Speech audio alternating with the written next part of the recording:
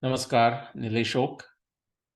This is part 2 in the series Fixing the Timeline of Hindu Civilization.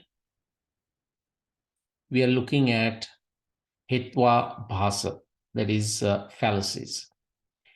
And this is one of the 16 elements of Nyaya Darshan. And Nyaya Darshan tells us we have to become good in understanding all the 16 elements that are described in Nyaya Darshan in order to become good in how to think properly, how to use Viveka Buddhi, how to properly discern between multiple choices, how to eliminate the samshay, how to eliminate the doubt. In this series, we are going to look at two fallacies, red herring and strawman fallacy. So red herring fallacy and strawman fallacy. Just like I did this in part 1, where we looked at cherry picking fallacy and absolutist or absolutism fallacy, and in some sense they are interlinked. It's also true when it comes to red herring fallacy and strawman fallacy, although there is a difference. So let's look at what the difference is. Now, in order to demonstrate the application of these two fallacies, again, I'm going to use something from my research. However, keep that in mind that the knowledge and understanding of these fallacies is applicable everywhere, every day, everywhere, in practically everything that you do. What you hear, how you make decisions, if you're doing research, everything. Even a simple argument in the family, okay, about where to go on a vacation and why do you want to go on a vacation. You can see all these arguments come into the picture. Again, let me repeat that thinking properly is not easy. So on one hand, we need to be very kind and compassionate when people make blunders, either. So there are different ways. I mean, even sometimes we just don't know whether to categorize some blunder, okay, some stupidity as a fallacy.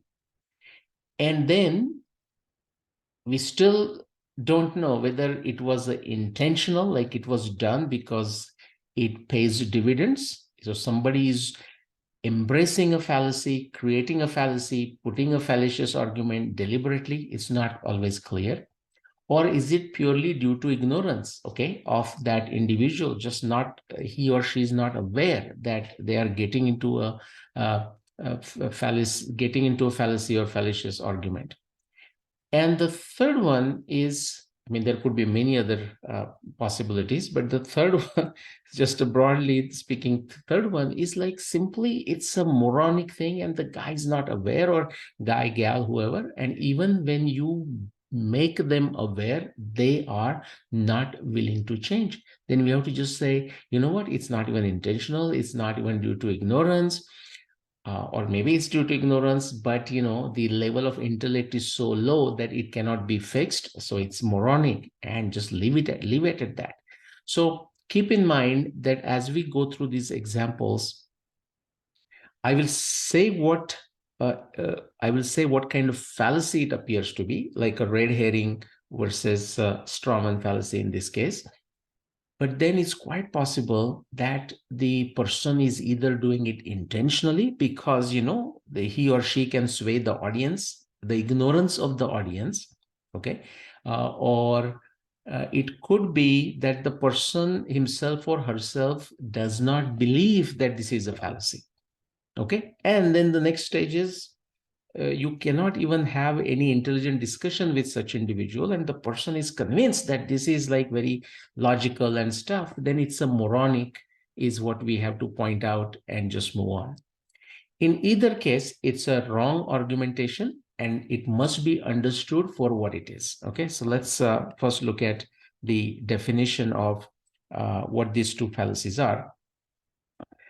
Focus on understanding the subtle difference between the two because they are indeed somewhat closer. Okay, so the first one is a red herring fallacy. I'm not sure what would be in the Indian context, what would be equivalent of this red herring. Just not to go into too much detail, but it's a kind of fish. Actually, there is no red herring as a fish. The fish is called herring or kipper in UK, from those waters or popular there, many times served for breakfast and whatnot. And when it is smoked, it may develop red color, like a coppery red color, and that's where the name comes from.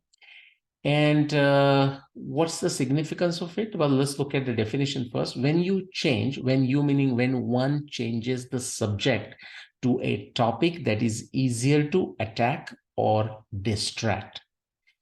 In effect, change of a goalpost, changing the subject. So somebody makes a claim, makes an argument, and instead of directly responding to that claim and argument, what the opponent does is he or she changes the subject, changes the topic, okay, and turns it towards something that's easier to attack or easier to distract the audience and possibly even the opponent, okay? Change of goalpost. And if it's not pointed out, then the discussion can go in a completely wrong direction. So think of this as a distraction, and the red herring may distract you because of its color. If you can see in the background of that kipper or herring, that fish, when it's smoked, it may attain a coppery red color like what's shown. Okay, that's where the term comes from. Anyways, okay, so that's the red herring fallacy. Now, how's this different than a straw man fallacy? Keep in mind, in this case, the opponent, the person who is going to get into this fallacy, because this is considered a fallacy. If somebody makes a case, you have to defend it on those terms. Okay. Instead, what the person does is changes the subject, okay, or changes the topic to something else, and therefore now it is easier to attack or easier to distract. Okay. How is this different than the second fallacy, which is a strawman fallacy? Now, notice the subtle difference. In strawman fallacy, the opponent, what he or she tries to do is misrepresent or exaggerate another person's argument, the first person's argument, to make it easier to attack. Or let's look at the additional information there. A strawman fallacy is the informal fallacy. You can ignore the informal versus formal versus logical fallacy. We'll just treat both of them under fallacy. A strawman fallacy is the fallacy of refuting an argument different from the one actually under discussion. And you're going to see a great example of that today. Okay. It's by refuting an argument different from the original argument of the person who is putting the claim, who is being discussing, while not recognizing or acknowledging the distinction. So either intentionally or unintentionally, out of ignorance because of the lack of understanding of Hitwa Bhasa as a subject matter knowledge, lack of understanding of fallacies, or it could be intentional, or it could be moronic. Like even when you tell the person it's a fallacy, the person may not understand it. Whatever the reason, the action involves refuting an argument different from the one that is actually made by the other party, that is being discussed, while not recognizing or acknowledging the distinction. And then that modified argument is what the other person tries to defeat. But that's not the argument of the original person. And the person who engages in such fallacy is said to be attacking a straw man, because instead of the original individual, this person created a straw man, which is very easy to defeat. Like, you can see the pictures here. And therefore, it is called a straw man fallacy. Very common fallacies. Red herring fallacy is a very common fallacy, change of goalpost. And straw man fallacy is essentially move the argument to something else and then try to defeat it. But that's not the argument of the original person. Now let's look at the examples. Okay, the famous observation of astronomy observation, or a crucial observation, crucial evidence as far as the timeline of Indian civilization is concerned, of the 21st century. Okay, now we still have close to 80 years to go in the 21st century, and still I dare say that this is the most crucial astronomy observation as far as the timeline of Indian civilization, Hindu civilization is concerned, and therefore the world civilization.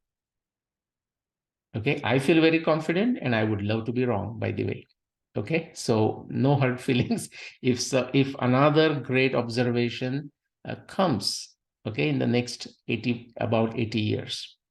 And I wish that that happens, okay? But if it doesn't happen, guess what? We have got a fascinating, crucial evidence, crucial observation, amazing observation that is Arundhati Vasishtha observation, okay? Crucial, very crucial type of evidence. What it is that I'll show you the time interval as we go through the different fallacies. But in the history of humanity, so what is that? Last, anybody's guess, by the way, but last 500,000 years, if you want to go that far, last 1 million years, 2 million years, 3 million years, it doesn't matter. Okay, 5 million years, if that's sufficient. Now, in this process, don't forget what the subject is. Remember, we looked at the list of 16 elements of Nyaya Darshana. What is the prameya and what is the prayojan? The prameya, the subject, is what? The timeline of humanity, timeline of ancient civilizations.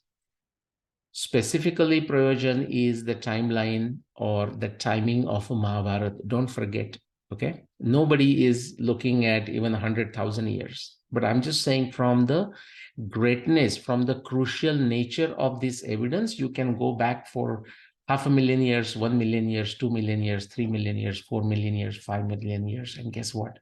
Only one instance, one time interval of 5,000 years in the past, that is when this observation was true, and Vasudev happens to write it, saying at the time of Mahabharata war, this scenario was true. Okay, and what does it say? Ya chaisha vishtuta rajas trailoke sadhu sammata arundhati taya pesha vasishta prashtata kruta. Arundhati, this small star here next to Vasishta, is walking ahead of Vasishta.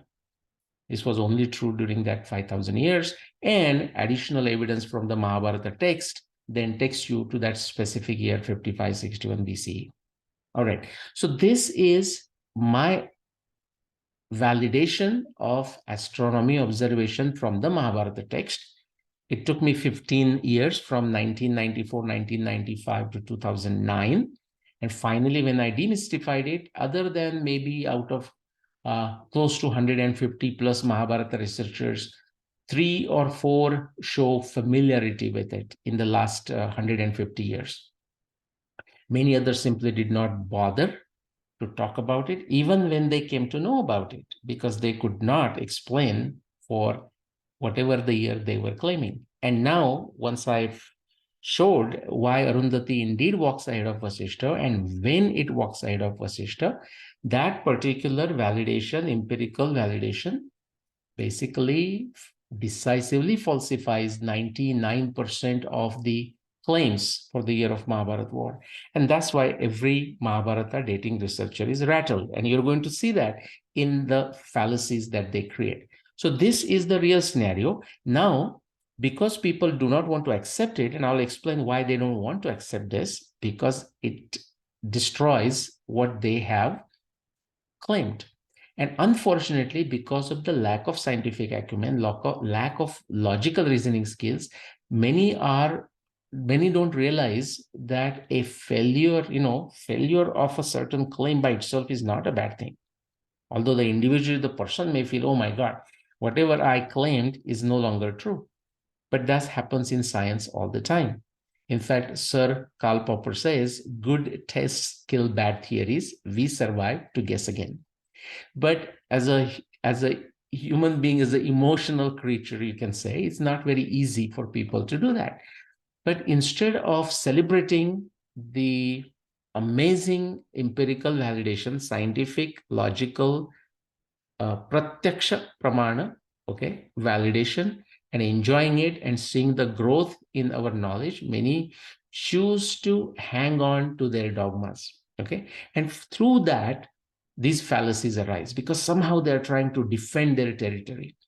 And therefore, I said it's not always clear whether the person is doing this fallacious reasoning, fallacious justification intentionally, out of ignorance, or just a purely moronic in nature. Okay, so we don't know that. I'll mention this multiple times. Okay, let's look at it. So this is the real scenario. Against that, let's look at the fallacies. Many fallacies, guys, and I am simply, actually I'm going to share possibly 5 to 10, but guess what, this is just scratching the surface. You imagine, if you individual, any one of you who is listening to this, you can think of some alternate way to fight against this conclusion that the Mahabharata war happened in 5561 BCE. And one of the crucial evidence that points, that narrows down the region around 5561 BCE is Arundhati Vasishtha observation. And if you want to challenge Arundhati Vasishtha observation, and I would encourage all of you, okay, whether you succeed or not, your knowledge, your understanding of Indian text, understanding of astronomy, Indian astronomy, modern astronomy, science in general, scientific acumen, logical reasoning, empirical testing, the elements of Nyaya Darshana, it's going to grow. So there is no loss. Okay, even if you cannot come up with a good defense against this assertion of mine. So please do it. I encourage everyone. I welcome everyone. And when you put forward an argument, and when somebody else, myself or somebody else, if he or she points out why it is moronic or why it is a fallacy, don't take it personally. Okay, thinking properly is not easy. I will keep on saying this through this series, okay? So we do need to be compassionate. Having said that, we must point out when a utterly foolish argument or a fallacy is being propagated, okay? So let's look at some of the exciting fallacies, okay? Remember, they are wrong ways of thinking. There is a logical breakdown that has happened, okay? But we must understand them. We can also see the motivation, but that's not the scope of this particular lecture. So let's look at it. Okay, let's look at our first fallacy. Now keep in mind, broadly speaking, all of these fallacies would fall under these two categories, either a red herring fallacy or a straw man fallacy.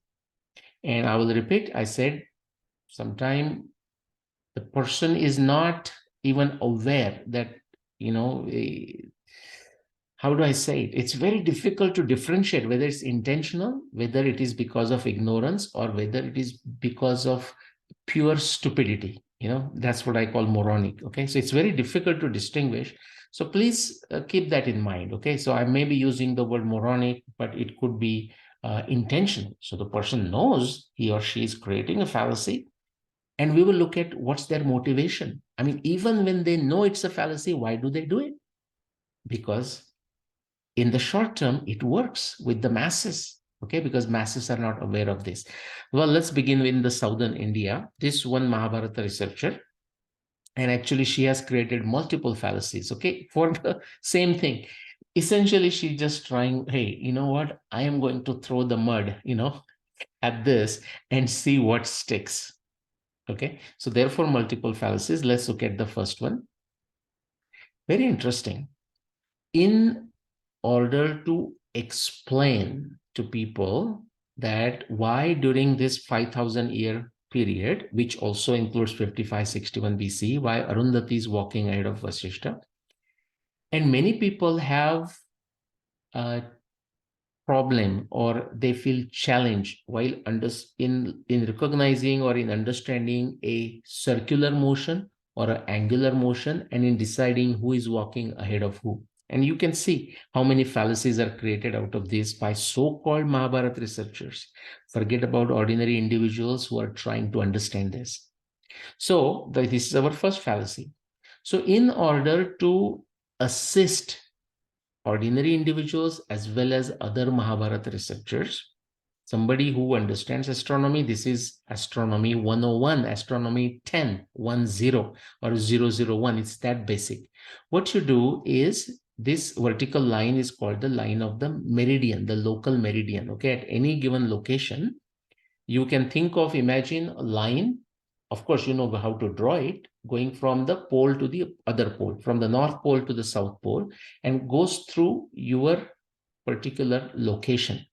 Okay, that tells you when the stars attain the highest elevation, zenith. Okay, and then they go down. That's that line. Okay, and if this line is used, that particular location in the sky is used to make most accurate measurements. Now these days with modern equipments you can actually do it even otherwise, but it removes the parallax, it removes a lot of other issues. Okay, so therefore that line is important. Also, those people who may have trouble imagining geometric shapes, angular momentum, circular motion, and who is going ahead of who, this meridian can help. Okay, just like think of a 100-meter running race, and you know who won the race. So what happens is, here between these two stars, which are very close to each other, the small one is Arundhati, smaller one is Arundhati, the other one is Vasishta. Which star is touching the meridian first? And that can tell us who is ahead. In this case, the motion is anti-clockwise from right to the left, and you will see in this case is Arundhati touches the meridian first. That is one way of explaining, for the benefit of the people who are challenged otherwise when it comes to geometry, when it comes to angular momentum, angular motion. But you know what? A kind effort of a researcher, in this case, such as myself, is, instead of being somebody feeling thankful, actually they create a utter nonsense out of it. So for example, this researcher, where I had done the simulation, actually what's happening is, this is the point of NCP, and this Saptarshi Mandal, like all other stars in the northern region, are going around the NCP. Okay. Now their orientation with respect to NCP, say in 5561 BC, is such that Arundhati is going to go ahead and Vasishta behind. Now, when is this true? Well, this is true 24/7. As they go around, Vasishta is always behind Arundhati. Arundhati is always ahead of Vasishta. However, in order that people can benefit through the use of this meridian, I had shown, look here, at the meridian, Arundhati is crossing first, therefore Arundhati is ahead. Now, the simulation that I showed for the year 5561 BC, maybe 16th October, the first day of the Mahabharata war, that time the Saptarshi, or especially Arundhati, Vasishta, they crossed the meridian at the location of Kurukshetra at 2 o'clock at night. And this one Mahabharata researcher from southern India, in, I would say, her ignorance, and let's not go into the reasoning, but the fact remains, thought, I am saying that Arundhati walks ahead of Vasishta only at 2 a.m. in the morning when it crosses the meridian. Now, that's like not understanding astronomy at all, but let's not go into the causes of it. But the fact remains is, the person started saying only at 2 o'clock, and why would Vyasa, oh my God, so Vyasa has, why would Vyasa be awake at 2 o'clock? I mean, that's the whole discussion is a moronic, you know, and I'm being very euphemistic and kind and whatnot. I don't know what word to use. Okay. And this individual has created videos, and I would encourage you to go and watch the video on Arundhati Vasishta, watch all the comments also, and see for yourself, you know, all the fun. So now, what kind of fallacy is this? Is this a red herring fallacy, or it's a strawman fallacy? Well, it's not a strawman fallacy. I'll tell you why. Because strawman fallacy takes the claim, okay, and turns a strawman out of it, and then fights it and actually wins it. Guess what? The person did not create a straw man out of it. Actually, it created a moronic man out of this, if you want to call it. Okay. So, and then could not defeat because the person is factually incorrect. Okay, so it's not a strawman fallacy. Now, is it a red herring fallacy? I don't know if it's a fallacy, but definitely there is some red herring effect because many of the devout followers, blind followers of these Mahabharata researchers were swayed by this, and maybe they are swayed to this day. And they say, oh, yeah, that's interesting. Oh, why would Vyasa be awake at 2 o'clock in the morning to notice this? Oh, and is it only happening at 2 o'clock? Come on, why is what is that? Okay, none of this is true. But if somebody has a blind Shraddha, okay, the Shraddha is of a different kinds too. There's a blind and blind, but also Sattva, Raja, Tama, Sattvic Shraddha, Tamasic Shraddha, and Rajasic Shraddha. So if it is, you cannot help these people. You can only point it out as kindly, as politely as possible. So it's a moronic in nature. It's not a strawman fallacy. It's not quite the red herring fallacy because uh, by changing the goalpost, they did not defeat the original argument, but they could sway, or this particular Mahabharata researcher could sway her followers for some distraction. Okay, so I would just say close to red herring, definitely not a strawman. Let's go. And I will tell you guys, it pains me to even discuss this stupidity, okay? But it needs to be done if we need to fix the timeline of our Hindu civilization, okay? And pull our people, because the evidence exists, out of this utter nonsense of 130 plus different claims, and every person still holding dear to their claim, individual claim, thinking that's it, guys, everything else is wrong, but not willing to come out in the open to debate it in a scientific and logical fashion. It's a very sad thing, but we have to do it. Okay, let's look at the next fallacy. This comes from Western India. Okay. And this individual, again, a famous researcher, and in certain area, very good researcher. Actually, I can possibly say that about the previous researcher in terms of her activism. I think it's pretty decent. Okay. So again, I'm telling you, this is nothing against individual. This is about a very specific fallacious argument that they are making. This individual, again, has done good work in a certain area. Again, wasn't aware of Arundhati Vasishtha observation. In fact, he's not aware of the astronomy evidence from the Mahabharata text, have not bothered to actually analyze it. But finally, when the force of Arundhati Vasishtha observation is impossible to resist, because it's such a simple, beautiful, clean observation, amazing observation, crucial evidence, leads to crucial experiment and decisively falsifies 99% plus of every other alternate claim for the year of Mahabharata war. So this particular researcher took notice of it. Of course, based on zero evidence, and that's so surprising because his other work is indeed good work, if not the best work, or if not the correct work in all different aspects. He took a position here. He said, you know what? This Arundhati Vasishtha is not astronomy observation. Well, that's surprising. So then what is your theory? Well, the person doesn't even understand what the theory means, okay? Refuses to state the theory. But then goes on and says, well, guess what? This is not something to be looked into the sky.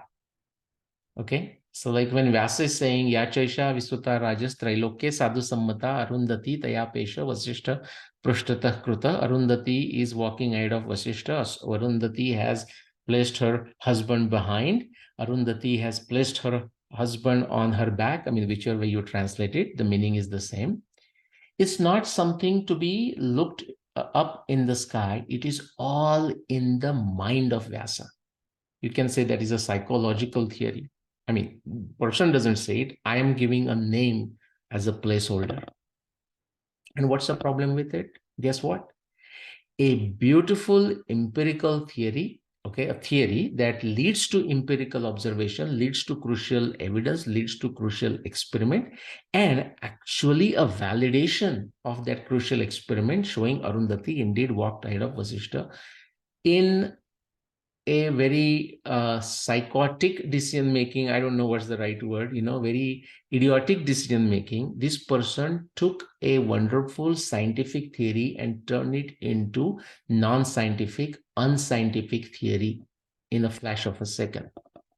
Now, congratulations to that person. If now again he has his followers, and that's a problem, guys. We cannot be. I mean, I don't want. I'll take this opportunity, whoever is like impressed with my work, I do not want any one of them to be my blind followers, because Nilesh Oak is saying is, therefore I do not want you to accept it. I want you to use your intelligence, use your basic knowledge to study this. If that's not your expertise, get help of some few people that you trust and see if they can help you understand the empirical, objective, pratyaksha validation of what I am saying. So this is now what kind of fallacy is this? Is it a strawman fallacy? Is it a red herring fallacy? Very difficult to guys decide. Well, it's a red herring fallacy in the sense of it's a change of goalpost, which is saying, hey, don't even look at the sky. It is all in the mind of Vyasa. And then the question is now, how do we look into the mind of Vyasa? Well, you cannot. So just trust this researcher, which is what there is we have not discussed it. There is a other fallacy called authority fallacy. Okay, somebody in a position of perceived authority, at least those who accept that authority, he says, oh, that person is saying it must be true. And that's called authority fallacy, because something is true not because some important person is saying it. It is true because it can be experimentally tested. It can be empirically, objectively validated. The evidence can be validated. That should be the only criteria in the Indian tradition as well as in the modern science tradition. Okay, so what is this? In some sense, it's a red herring fallacy because the change of goalpost. Okay, is it a strawman fallacy? Not really, because the person might have shifted to something like, instead of looking in the sky, he just look into the eyes of Vyasa, sorry, the mind of Vyasa. But then he has not bothered to explain how do we empirically test it. Okay, so it's not a strawman fallacy. It is a red herring fallacy, change of goalpost, a distraction.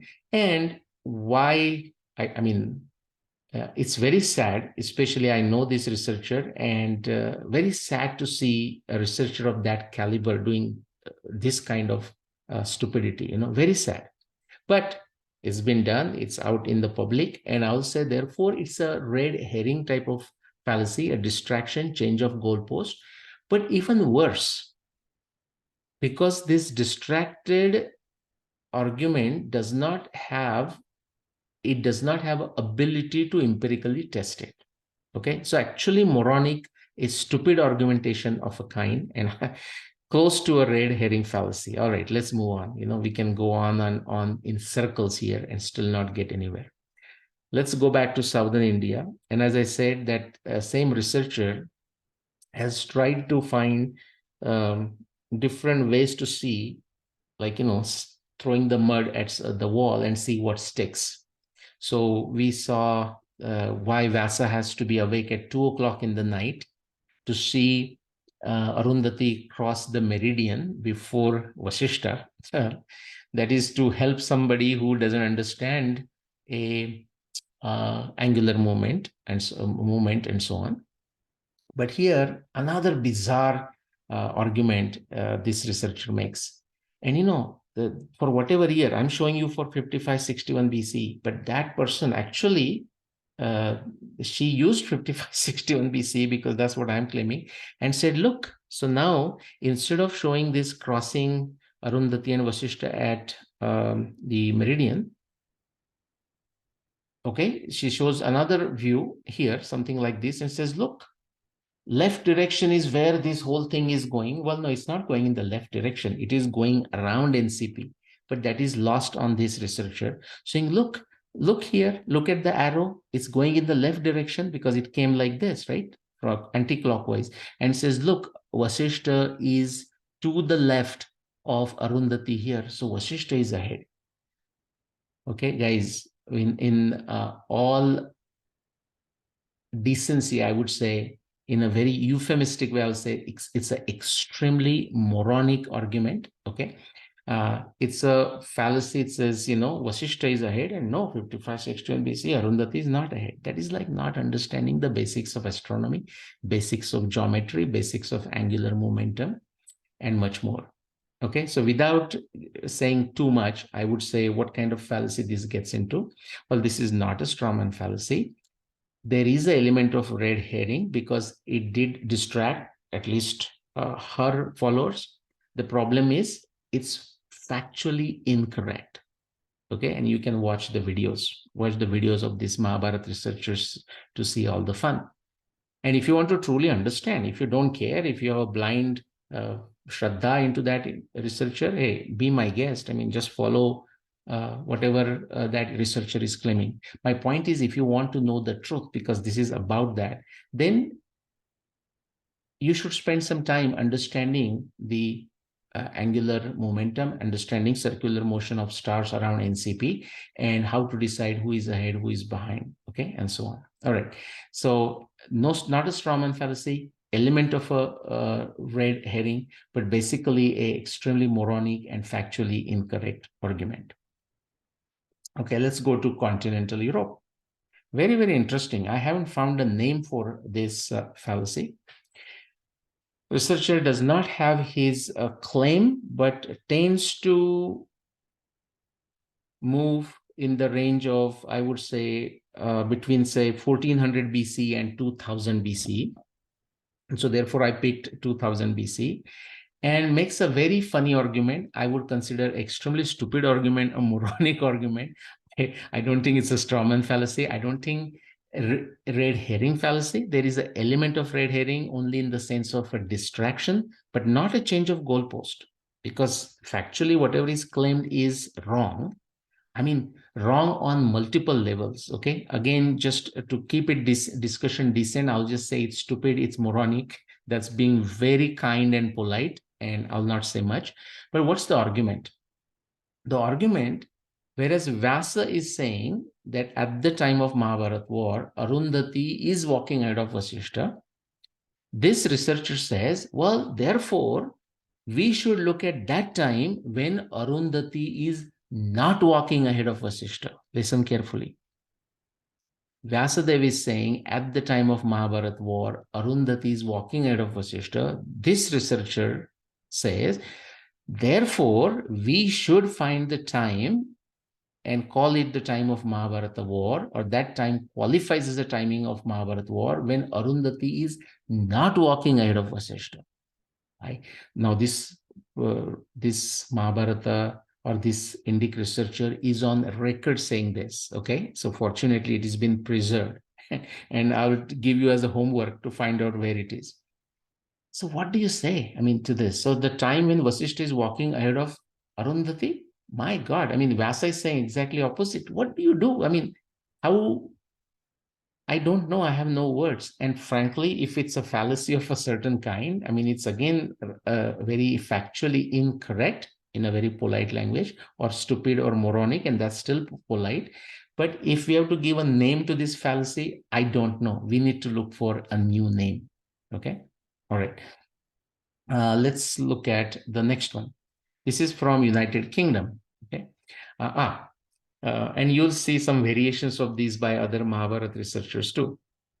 So this Mahabharata researcher, and what kind of argument is this? This is a very classic red herring fallacy. It's not a strawman fallacy because it did not soften the scope of it. It did not, took the argument somewhere else and then defeated. No, there was no defeating of argument, but it did change the goalpost, distracted it, and still failed eventually, still not succeeded. And I'm going to show that to you, how horrible and how moronic this argument is.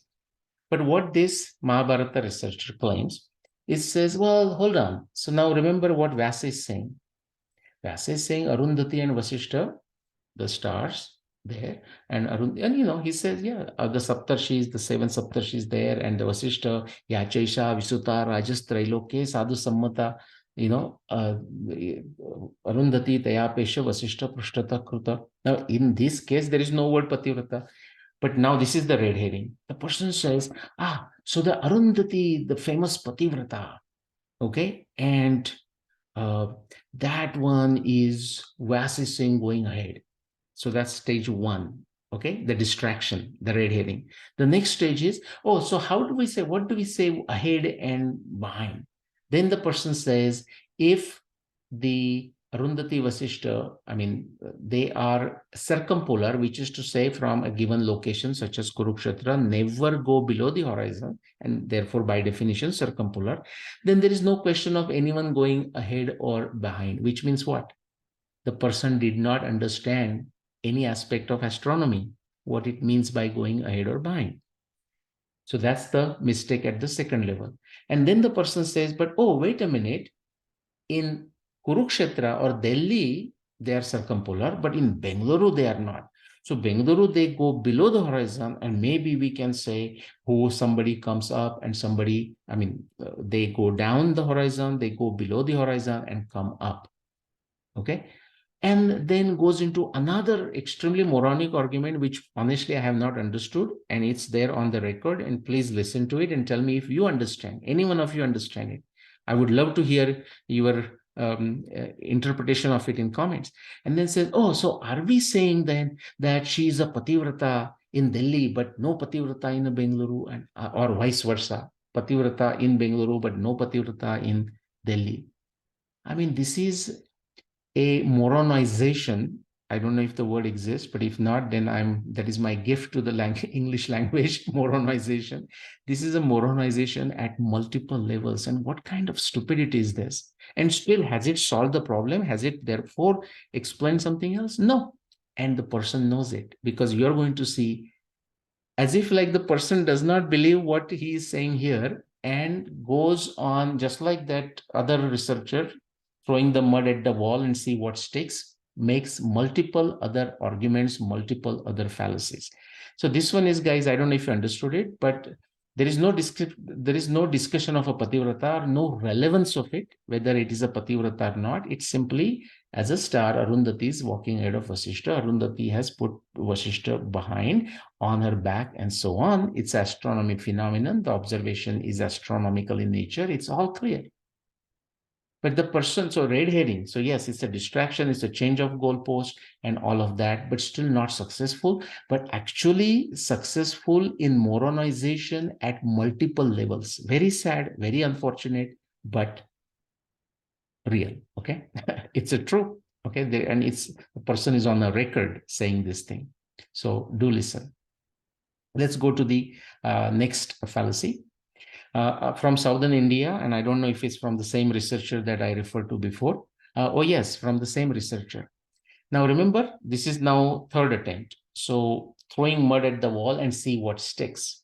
Now in this case, this researcher claims that this Arundhati walking ahead of Vasishta, again, because of the lack of understanding astronomy, understanding the basics of astronomy, lack of scientific acumen, logical reasoning, the reasons could be many. But the reality is that because of the lack of understanding or emotions, whatever the reason, the person is saying, you know what, this was not a phenomenon that was happening for a certain time.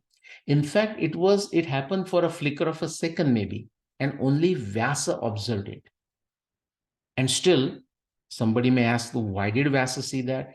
And this Mahabharata researcher claims maybe it's something like the dust went into the eyes of Vyasadev, or there was a lot of dust in the air, and therefore a diffraction of light. And for a fraction of a second, Vyasa saw Arundhati is walking ahead of Vasishta, or not walking, but Arundhati is ahead of Vasishta, as if they switched their positions. Again, there are multiple levels of moronization, okay, stupidity, levels of stupidity here to make such an argument. What is interesting and funny is that the blind followers just swallow this with gusto, okay, and I have seen this in social media and whatnot. That's the sad state, guys, we are in here. Okay. Now, I would say these sciences, astronomy, geology, hydrology, genetics, oceanography, sedimentology, geophysics, geochemistry, morphodynamics of rivers, climatology, sediment. I mean, I'm not just saying these names to impress you. The point is, archaeology, carbon dating, thermoluminescence dating, they may feel overwhelming, and not every person has the ability, the intellect, the time, resources to go and study those. So naturally, we depend on the people that we trust. Okay. And I think a good number of Mahabharata researchers have actually done a disservice, okay, by taking the advantage of the trust that ordinary Hindus, ordinary Indians have shown in them. Okay, this is, I mean, not just this one, all the fallacies I'm showing you are good examples of this. Okay, so what is this Mahabharata researcher claiming? And this is not the only claim, by the way. The person is throwing the mud at the wall and see what sticks. And part of that game plan is this: the dust goes into the eyes of Vyasa. And therefore, for a fraction of a second, he sees Arundhati and Vasishta position interchange. And therefore, he thinks Arundhati has gone ahead of Vasishta because of diffraction of light, dust in his eyes, dust in the air, all kinds of things. Okay. Very sad. Very sad. Multiple levels of moronization, stupidity, but factually incorrect. And unfortunately, that's the reality. The person did make this argument. You can watch the videos, you can watch or read blogs and books even. Okay, so do check those. Okay, let's go back to UK and let's see who it is. Oh yeah, the same researcher from UK I referred to before. See, just like in different cities, because of in order to manage the traffic and parking space, they will have the rules like you can park on odd days on this side of the road, even days this side of the road, or your nameplate. You can take your car if it ends with the odd number, you can drive on certain days. If it's with the even number, drive on certain days. Like trying to manage these things. Almost, I'm just giving you as a metaphor what this person said after saying whatever that, oh, the Pativrata in Bengaluru versus Delhi. Now, another effort at throwing the mud at the wall and see if it sticks is like this person did another mumbo jumbo. There is no better word, guys. I'm being very polite, euphemistic, kind, okay, to these researchers as best as I can. So it's a mumbo jumbo. That's the easiest, softest word I can use. And then this, in a very atrociously nonsensical style, this person claims that, guess what? Arundhati Vasishta can be seen going ahead of Arundhati going ahead of Vasishta every year, July, August, between what, 4000 BC, I don't know what exact time, to 1000 BC. And I don't know how he arrives at those dates. But it smacks of scientific acumen, it smacks of empirical evidence, it smacks of empirical experiments, smacks of empirical testing, smacks of logical reasoning. It's moronic, it's stupid at multiple levels, guys. Okay? But that's what the person claimed. He says every year, July, August, not a problem. And it doesn't just smacks all that everything I said. It actually smacks the efforts of great individuals in the last 400 plus years, many Mahabharata researchers who spent years. This individual has not spent any time doing any original research, only Jugaad. But many researchers like likes of Shankar Balakrishna Dikshit, Lele Shastri, Lokmanya Tilak, C.V. Vaidya, Bharatacharya C.V. Vaidya, Bharat Ratna Panduranga Vaman Kane, Brahmarshi Dr. P.V. Vartak, they have spent their lives, okay, but especially good number of years just studying this. And they reach the conclusion that this doesn't appear to be astronomically we can validate until, of course, 2009.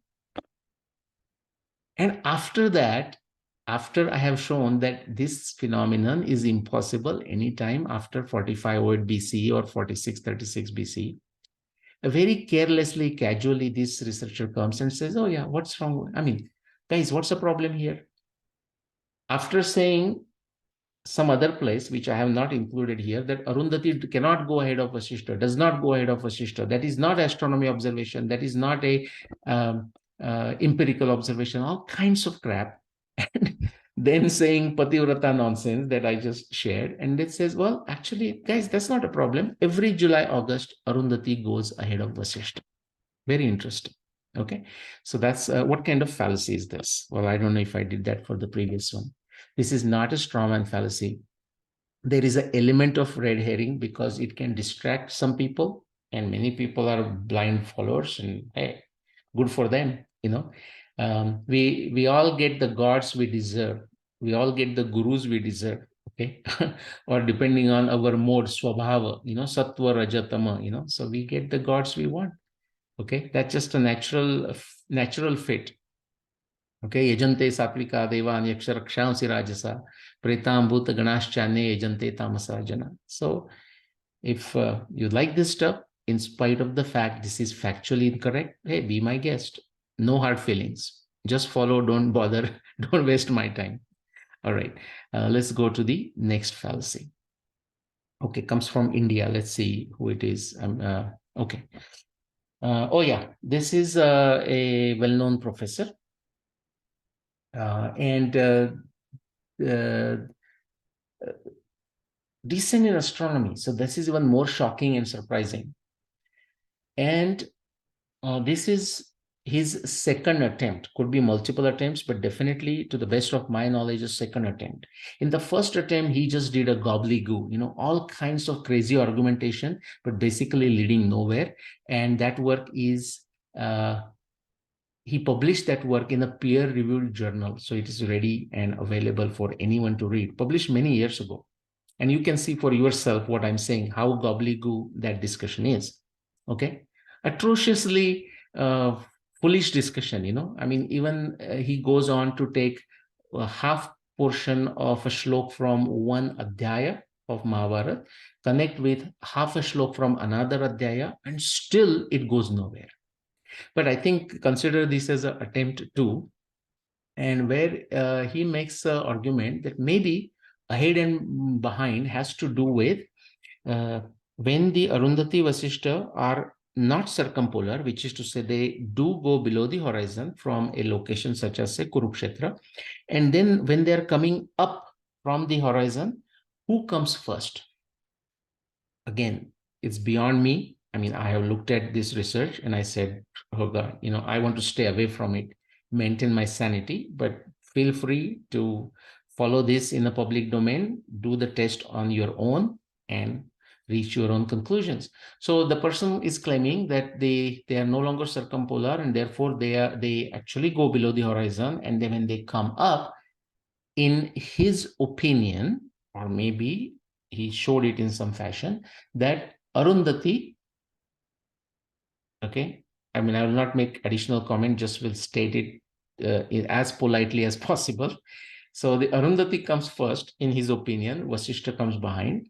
And when this scenario could be possible, actually, I don't know exactly which location he said, but the scenario is possible in about 400 BCE. Now, if so, then is this person willing to say that according to him, Mahabharata happened in 400 BC? No, the person is giving another ridiculous date, which is separated from this date by about 1,000 years. That does not agree with any, not even a single astronomy observation from the Mahabharata text. But even here, it is so ridiculous. What is interesting is some other Mahabharata researcher, which I have not included here, picks on this argument only to say how Nilesh is wrong, that 5561 is not correct, 400 BC is correct. And guess what? Then this particular another researcher, Mahabharata researcher, goes on to propose something else, like in that 3000 BCE bracket. Go figure. What is this? Is it a straw man? Absolutely not. Is it a red herring? It's not a fallacy because it was not successful, but successful meaning even creating a chaos, but it did achieve distraction. So there is an element of red herring in this, Definitely not a strawman fallacy, because it made things more complicated, okay, more idiotic, more illogical, more unscientific. All right, let's go back to USA. And I'm thinking, who is that? Okay, so when I created this, I knew who they were. Oh yeah, okay, okay. This is a professor of astronomy at one of the famous American university. Uh, well-established professor with close to 200 publications in a peer-reviewed journals. How's that? Okay, teaching for a while. And we had a communication, very, very respectful communication, I would say. And I sent my books. I sent my videos after a conversation, after that individual showed interest. And then the person said, Nilesh, I don't understand how and why Arundhati would go ahead of Vasishta due to proper motion. And of course, in politely, I responded saying, I don't know who is saying that Arundhati is walking ahead of Vasishta due to proper motion. It's not. It is going ahead of Vasishta due to the precession of the Earth's axis, the change of NCP, and therefore relative orientation, change in the relative orientation of Arundhati and Vasishta as they go around NCP. And then the person said, oh, by the way, sent me CV, okay, saying 200 publications and all that good stuff. And said, oh, I'm a professor. I said, well, I know. I mean, I didn't say that. There was in the discussion. And then I never heard from this professor. But what is the fallacy? Well, I don't know if there is a fallacy. Definitely, it's not a strawman fallacy. Definitely, it's not a red herring fallacy. But there is an element of red herring in the sense of distraction, change of goalpost, which is to say, I never even referred to proper motion in the discussion why Arundhati is seen walking ahead of Vasishta. Now, this person on her own comes up with this argument of a proper motion. So it's like putting the words in my mouth and saying, oh, why are you saying, she didn't say exactly why, but say, why are you saying this is happening proper motion? But it was more like, I don't understand how proper motion would lead to this phenomenon. And I had to say, I don't know who is saying that. Certainly, I am not saying it. And definitely it's not due to the proper motion. It is due to the precession of the axis, therefore the change of NCP and relative orientation of Arundhati Vasishta as they go around that changed NCP. Okay, so that's that. So element of red herring type of distraction, change of goalpost, but unfortunately very unscientific, illogical, idiotic. Okay, now see, I want to be careful. It's not idiotic in the first instance because the person may misunderstand, right? I mean, that can happen in all the time. We slip of tongue. I may say many wrong things. Instead of 26,000 years, I may say 26 years. And when I listen to my videos again sometime, I say, oh, did I say 26 instead of 26,000? So we are not looking at those. But after back and forth few times, still the person did not show any comprehension. Okay, I'll leave it at that. Let's go to southern India, and we are almost there. Okay, okay, so let's see who it is. The same southern India Mahabharata researcher we are referring to. This time again, these multiple attempts throwing the mud at the wall and to see what sticks. Okay, we can call, I don't know if we can call this as a fallacy, but throwing the mud at the wall, and see what sticks, fallacy or something like this, a new type of fallacy. This Mahabharata researcher, I don't know who took a clue from who, from that UK researcher, or I'm not so sure, and now they are fighting against each other. But for some time, they were very good friends. And they were friends based on the Chanakyan principle of enemies, enemy is your friend. So there is no enmity in a research of that kind, but they think because the Arundhati Vasishta decisively falsified anyone claiming anything after 4636 BCE, which is 99.99% of Mahabharata researchers. So therefore they think of 5561 BC or Nileshok as their common enemy. And so in that context, they had become buddies. Okay, some good camaraderie was going on. They praising each other, doing cheerleading for each other for a while, and then they broke. Okay, all right. But so I don't know who picked this clue of Pativrata from who. Again, it has no relevance whatsoever with the specific observation of Ya Chaisha Visuta Rajastra Loke Sadhu Sammata Arundhati Taya Pesha Vasishta Prashtata Kruta. But that argument was picked up by this Mahabharata researcher, and she asked, she's a Pativrata. Why will she walk ahead? Now, I'll tell you, this has the element of red herring, but this has somewhat element of a stupidity, but also the element of straw man, which is to say, move it from a astronomy phenomenon of one star seen walking ahead of another star into some emotional human type of relationship. Okay, anthropomorphic, I don't know what's the right word, type of thing. Oh, Pativrata, and why will she walk ahead? And then this Mahabharata researcher goes further. Again, I'll call this moronization step 1, moronization step 2, moronization step 3, or stupidity step 1, stupidity step 2, and stupidity step 3. I'm lacking words, therefore I'm using these words. If you come up with some better words, more euphemistic words, more softer words, please tell me and I'll use them in future. But they should still convey the right spirit, okay? They should not be artificially softer, therefore people miss the point. No one should miss the extent of stupidity, okay, in this. Now, so the first level was Pativrata, why will she walk ahead?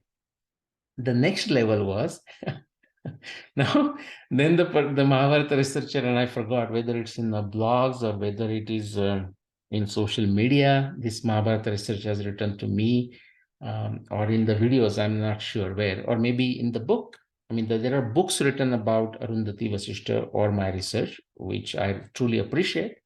I mean, if you look at it objectively, that's a compliment, even when they are not agreeing with me. But the next level of moronization was Pativrata will never forgive you, as in will never forgive me. So the Pativrata Arundhati, okay, will never forgive me for forcing her to walk ahead of Vasishta. Now, how stupid is this? It is not me who is saying anything. It is Bhagwan Vyasadev is writing Ya Chaisha Visuta Rajas Trailoke Sadhu Sammata Arundhati Taya Pesha Vasishta Prashtata Krita. You see the description of Arundhati and Vasishta many times in the Mahabharata text. It's a well-known pair when they were on the earth, but well-known pair up in the sky, part of Saptarshi. Okay, Indian astronomy is filled with these descriptions. And Vasudev is noting down this very amazing, peculiar phenomenon that is happening at the time of Mahabharata war. And I spent 15 years based on a Shraddha in the Mahabharata text, Shraddha in the Vyasa, and Shraddha in our tradition, that, I don't think somebody will very trivially and casually write something like this, such a drastic observation. So after 15 years, I could show that actually there was a time interval when Arundhati was walking ahead of Vasishta.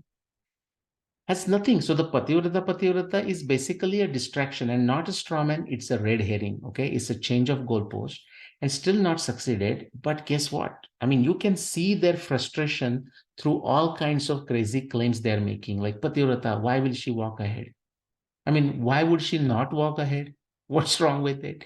And then Pativrata will never forgive me for forcing her to walk ahead of Vasishta. I mean, that's just I don't know, okay, psychotic, I mean, some serious problems there, okay, in that kind of reasoning, which is otherwise very empirical, very astronomical in nature. Okay, we are almost there. Let's look at few. Oh, yeah, the last one. And then the Hindu crowd at large. I have last 15, 12, not 15, about 12 years, I have given multiple thousands of lectures, not always on Mahabharata, but a good number of them on Mahabharata or the subject of Mahabharata. Dating would always come up. And as soon as, suppose, when I mention Arundhati Vasishta observation, common individuals in the audience at large But usually, we'll refer to this either the Hindu ceremony after the wedding of husband and wife looking at the Arundhati Vasishta pair. Great, that's an amazing tradition, and that's how we kept this knowledge alive. But that has absolutely nothing, I repeat, nothing to do with what Vyasadeva is saying in the Mahabharata.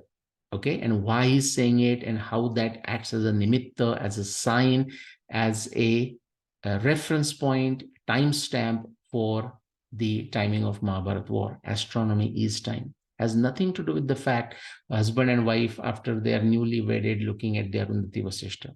So that's one. And the second aspect of that, everyone will say, oh yeah, well, but Nileshji, I have this question. They are a binary pair. So are you saying because the Arundhati is walking ahead of, going around Vasishta, or they are going around each other, that kind of very fancy idea? Well, that's true. The point is the fact that they are binary star pair, actually that's a fact. In fact, they are quaternary, In fact, if you expand this further, I'm not going to do it here. This is a static picture. You'll find that the star Mizar Vasishta, if you expand it, then you'll find they are not one star, but they are binaries. There are two stars there and binary of each other. If you do this to this Arundhati, you will find Arundhati itself is a binary. Like, forget Vasishta. And then if you resolve this further, then you're going to find another binary pair. So total of like up to a maximum of, or maybe more, 6 stars there. So what we are seeing as 2 are actually 6 stars, and possibly 2 pairs as binary. And for the 3 pairs could be like a binary, a system, a quaternary, I don't know what the words are, a quaternary system or hexa something system. The point is, none of this has anything, I repeat, anything to do with what Vyasadeva is writing in the Mahabharata text. When he is writing Yachesha Visuta Rajas Trailoke Sadhu Sammata Arundhati Tayapesha Vasishta Prushtata Kruta. All right, so let's conclude.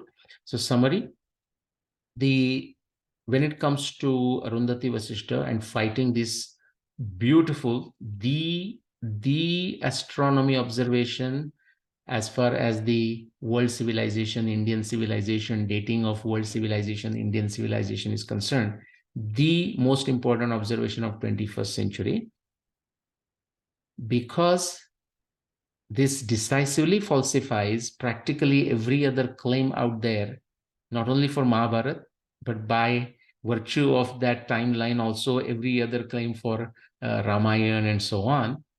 People are rattled.